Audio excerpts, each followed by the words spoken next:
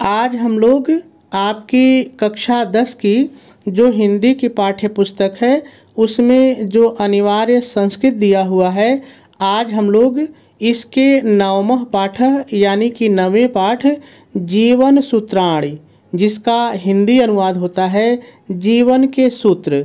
आज हम लोग इसके 5वें और 6ठे श्लोक का हिंदी अनुवाद और इस श्लोक पर आधारित पूछे जाने वाले प्रश्नों को हल करना सीखेंगे। बहुत ही सरल है, यदि आप थोड़ा सा भी ध्यान देंगे तो सब कुछ समझ में आ जाएगा, कहीं कोई दिक्कत नहीं होगी। देखिए, सबसे पहले हम लोग यही पढ़ लेते हैं कि आखिर श्लोक पर आधारित प्रश्न किस तरह से पूछे जाते हैं। तो आप भी मेरे साथ पढ़ लीजिए। निम्नलिखित संस्कृत श्लोकों में से किसी एक का संदर्भ सहित हिंदी में अनुवाद कीजिए। आप इसको थोड़ा सा मेरे शब्दों में समझ लीजिए। आपके बोर्ड के पेपर में 2 श्लोक रहेंगे, अथवा करके भी एक रहेगा, उसमें से किसी एक का जो आपको सरल लगे कोई एक ले लीजिए। उसका आपको संदर्भ लिखना होगा, प्रसंग लिखना होगा और उसके बाद हिंदी में अनुवाद करना होगा। तो आपको ये 3 चीज़ें लिखनी पड़ेंगी, संदर्भ, प्रसंग और हिंदी में अनुवाद। ठीक है, तो चलिए सबसे पहले हम लोग इस श्लोक का हिंदी अनुवाद सीख लेते हैं, उसके बाद हम लोग बाकी की चीज़ें सीखते हैं। देखिए, आपको पता है कि संस्कृत से हिंदी अनुवाद करने के लिए संस्कृत के जितने भी शब्द होते हैं, यदि इन सभी का हमको हिंदी अर्थ पता चल जाए तो अनुवाद में कोई दिक्कत नहीं होती है। ठीक है, तो चलिए सबसे पहले हम लोग इसमें आए हुए सभी शब्दों का हिंदी अर्थ देख लेते हैं, उसके बाद अनुवाद करते हैं। किन्स्विद एक पदम। देखिए, किन्स्विद एक पदम का मतलब है एकमात्र स्थान क्या है या मुख्य स्थान क्या है, दोनों होता है। जो आपको अच्छा लगे एक लेके अनुवाद कर लीजिए। देखिए, वास्तव में इस शब्द में 2 अलग अलग शब्द हैं और दोनों के अलग अलग अर्थ हैं। तो चलिए अलग अलग भी देख लिया जाए तो आपको आसानी से समझ में आ जाएगा। देखिए, इसमें पहला शब्द है किन्स्विद, और किन्स्विद का मतलब होता है क्या है, किन्स्विद माने क्या है। और दूसरा शब्द है एक पदम। एक पदम माने एकमात्र स्थान या मुख्य स्थान, एकमात्र स्थान या मुख्य स्थान। ठीक है, तो जब पूरे को एक साथ पढ़ेंगे किन्स्विद एक पदम, तो इसके पूरे का अर्थ हो जाएगा एकमात्र स्थान क्या है या मुख्य स्थान क्या है। ठीक है, चलिए आगे देखिए। धर्म्यम माने धर्म का, धर्म्यम माने धर्म का। ठीक है, किन्स्विद एक पदम, एकमात्र स्थान क्या है। यशः माने यश का, यशः माने यश का, यश माने नाम होता है। आप कहते हैं उसका बहुत यश है, बहुत नाम है, तो यश का। ठीक है, किन्स्विद एक पदम पहले भी आ चुका है, एकमात्र स्थान क्या है। स्वर्गम। देखिए, स्वर्गम के 2 अर्थ हैं, एक अर्थ है स्वर्ग का, एक अर्थ है स्वर्ग का, और दूसरा अर्थ है एकमात्र स्वर्ग दिलाने वाला, एकमात्र स्वर्ग दिलाने वाला। ठीक है, कैसे लिखना है हम लोग व्याख्या लिखते समय जान लेंगे। ठीक है, किन्स्विद एक पदम कई बार आ रहा है, एकमात्र स्थान क्या है। सुखम माने सुख का, सुखम माने सुख का। तो सभी शब्दों का हिंदी अर्थ हो गया। अब हम लोगों को अनुवाद करना है। तो देखिए, सबसे पहले आप अनुवाद हेडिंग डालेंगे, डैश डालेंगे और डैश डाल करके थोड़ा सा पहले आप अपनी तरफ से जोड़ लेंगे। क्या जोड़ेंगे वो ध्यान से सुनिए। प्रस्तुत श्लोक में यक्ष युधिष्ठिर से पूछता है कि, अब आ जाइए श्लोक पर। पूछता है कि धर्म का एकमात्र स्थान क्या है, कॉमा लगाएंगे और आगे लिखेंगे यश का एकमात्र स्थान क्या है। फिर कॉमा लगाएंगे और लिखेंगे स्वर्ग का एकमात्र स्थान क्या है, और अपने जोड़ लीजिए, और सुख का एकमात्र स्थान क्या है। ठीक है, और जैसे प्रश्नवाचक चिन्ह है प्रश्नवाचक चिन्ह लगा देंगे और इसका अनुवाद पूरा हो जाएगा। एक बार जल्दी से फिर से देख लीजिए। आप अनुवाद हेडिंग डालेंगे और डैश डाल करके जोड़ के अपनी तरफ से लिखेंगे। प्रस्तुत श्लोक में यक्ष युधिष्ठिर से पूछता है कि धर्म का एकमात्र स्थान क्या है, कामा यश का एकमात्र स्थान क्या है। कामा स्वर्ग का एकमात्र स्थान क्या है और सुख का एकमात्र स्थान क्या है। ठीक है, और इसका अनुवाद हो जाएगा। अब अनुवाद और बाकी की चीज़ें लिखेंगे कैसे, चलिए आइए सीखते हैं। देखिए, सबसे पहले आप प्रश्नोत्तर नंबर डालेंगे और ये चीज़ आप बहुत ही ध्यान से देख लेंगे कि किस नंबर पर प्रश्न है उतना डाल देंगे। ठीक है, उसके बाद ये ख रहेगा तो ख डाल देंगे और यदि अथवा वाला रहेगा तो यहाँ अथवा लिख देंगे। ठीक है, उसके बाद बीच में एक लाइन छोड़ेंगे और उसके बाद जो श्लोक रहता है उसका शुरू का और अंत का थोड़ा सा लिख लेते हैं।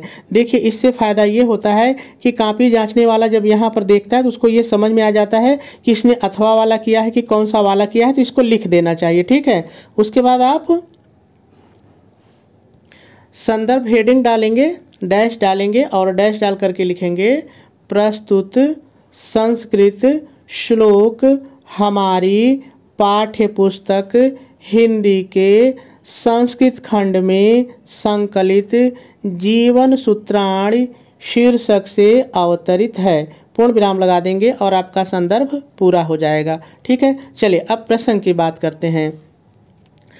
आप प्रसंग हेडिंग डालेंगे, डैश डालेंगे और डैश डाल करके लिखेंगे प्रस्तुत श्लोक में यक्ष युधिष्ठिर से धर्म, यश, स्वर्ग व सुख के मुख्य स्थान के बारे में प्रश्न पूछता है और आपका प्रसंग भी पूरा हो जाएगा।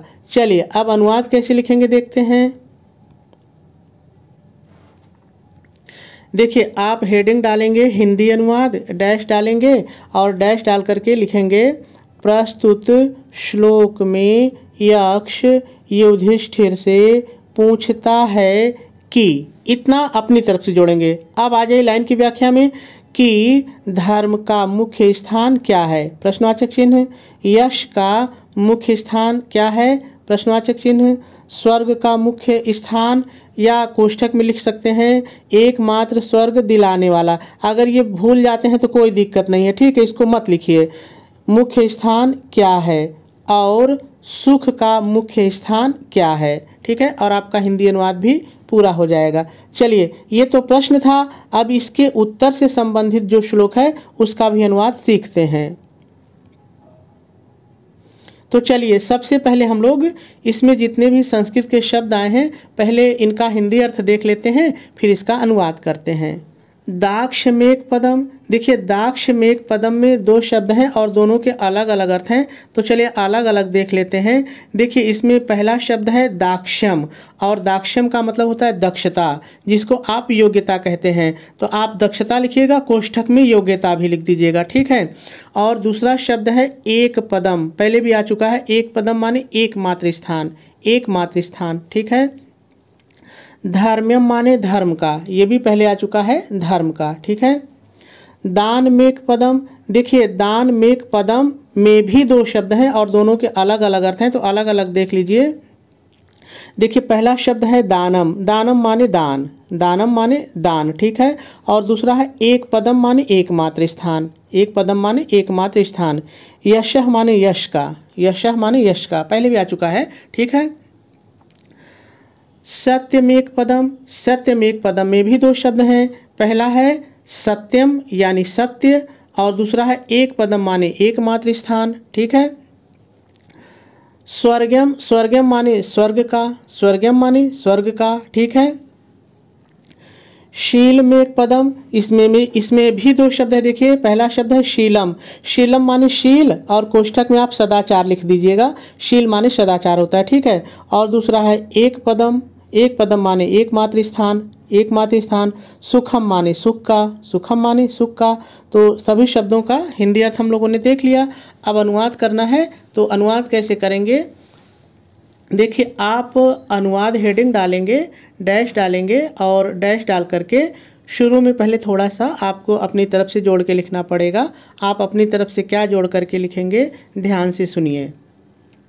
प्रस्तुत श्लोक में यक्ष के प्रश्नों का उत्तर देते हुए युधिष्ठिर कहते हैं कि, अब आ जाइए श्लोक पर, कहते हैं कि धर्म का एकमात्र स्थान दक्षता और कोष्ठक में लिखेंगे योग्यता है। ठीक है, कामा लगाएंगे और आगे लिखेंगे यश का एकमात्र स्थान दान है। फिर कामा लगाएंगे और लिखेंगे स्वर्ग का एकमात्र स्थान सत्य है। और अपने से जोड़ेंगे और सुख का एकमात्र स्थान शील कोष्ठक में लिखेंगे सदाचार है। ठीक है, अभी हम लोग लिख के भी देखेंगे, पहले एक बार सुन लीजिए, फिर से एक बार सुनिए। देखिए, आप अनुवाद हेडिंग डालेंगे, डैश डालेंगे और डैश डाल करके शुरू में अपने से जोड़ के लिखेंगे प्रस्तुत श्लोक में यक्ष के प्रश्नों का उत्तर देते हुए युधिष्ठिर कहते हैं कि, अब आ जाए श्लोक पर, कहते हैं कि धर्म का एकमात्र स्थान दक्षता कोष्ठक में लिखेंगे योग्यता है। कामा लगाएंगे और आगे लिखेंगे यश का एकमात्र स्थान दान है। फिर कामा लगाएंगे और लिखेंगे स्वर्ग का एकमात्र स्थान सत्य है और सुख का एकमात्र स्थान शील कोष्ठक में लिखेंगे सदाचार है। ठीक है, और आपका अनुवाद पूरा हो जाएगा। अब लिखना कैसे है चलिए देख लेते हैं। देखिए, बाकी की चीज़ें वैसे ही हैं, आपको प्रश्नोत्तर नंबर डालना है, इसको डालना है और श्लोक का शुरू का अंत का लिखना है। और देखिए, मैंने पहले भी कई बार बताया कि संदर्भ जो है एक पाठ के लिए एक ही होता है, तो जो आपने पहले संदर्भ लिखा था वही यहाँ पर भी है, आप पढ़ लीजिए। प्रस्तुत संस्कृत श्लोक हमारी पाठ्य पुस्तक हिंदी के संस्कृत खंड में संकलित जीवन सूत्राणि शीर्षक से अवतरित है। पूर्ण विराम लगा देंगे और आपका संदर्भ पूरा हो जाएगा। ठीक है, बाकी चीज़ें मैंने कई बार बताई कि हिंदी, संस्कृत खंड, जीवन सूत्राणि, ऐसे जो शब्द होते हैं इनको काले रंग से और सिंगल इन्वर्टेड कामा में लिखिए। मैंने कई बार बताया है, तो आपको इतना तो पता ही है। ठीक है, अब हमारा संदर्भ पूरा हो गया। अब हम लोगों को प्रसंग लिखना है। तो आपको पता है कि प्रसंग में हम लोग वही चीज़ लिखते हैं जो श्लोक में कहा गया होता है। तो देखिए, आप प्रसंग हेडिंग डालेंगे और डैश डाल करके लिखेंगे प्रस्तुत श्लोक में युधिष्ठिर यक्ष के प्रश्नों का जवाब देते हुए सभी धर्म, यश, स्वर्ग, सुख जिसके बारे में पूछा है का मुख्य स्थान बताते हैं। ठीक है, और आपका प्रसंग पूरा हो जाएगा। चलिए प्रसंग को एक बार मैं फिर से पढ़ देता हूँ। प्रस्तुत श्लोक में युधिष्ठिर यक्ष के प्रश्नों का जवाब देते हुए सभी का जो चीज़ें हैं इनको कोष्ठक में लिख देंगे, सभी का मुख्य स्थान बताते हैं और आपका प्रसंग भी पूरा हो जाएगा। चलिए अब अनुवाद करना है। आप अनुवाद हेडिंग डालेंगे, हिंदी में अनुवाद हेडिंग डालेंगे। ठीक है, और डैश डाल करके लिखेंगे प्रस्तुत श्लोक में यक्ष के प्रश्नों का उत्तर देते हुए युधिष्ठिर कहते हैं कि, इतना मैंने अपनी तरफ से जोड़ा है, आपको भी जोड़ना है। उसके आगे लिखेंगे, लाइन की व्याख्या लिखेंगे कि धर्म का मुख्य स्थान दक्षता कोष्ठक में योग्यता है।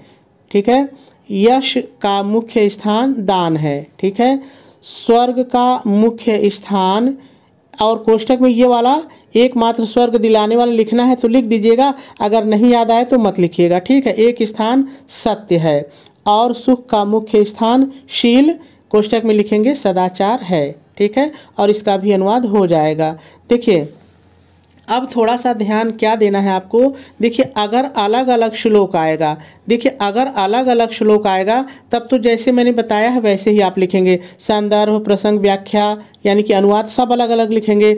लेकिन अगर दो एक साथ आ गया तब क्या करेंगे, तब कुछ नहीं करना। देखिए, आपको बस करना क्या है कि ये चीज़ें हटा देनी है। संदर्भ आपको एक ही बार लिखना है। ठीक है, संदर्भ दो बार नहीं लिखना है। और ये जो श्लोक का शुरू का अंतिम है तो पहले वाले श्लोक का शुरू का लिखिएगा, दूसरे वाले का आखिरी का लिख दीजिएगा और दोनों के प्रसंग को मिला करके लिखिएगा। और जो प्रस्तुत श्लोक में युधिष्ठिर इसको एक ही बार लिखिएगा, बाकी सारी चीज़ें वैसे ही रहेंगी। ठीक है, तो मेरे ख्याल से बात आपको समझ में आ गई होगी।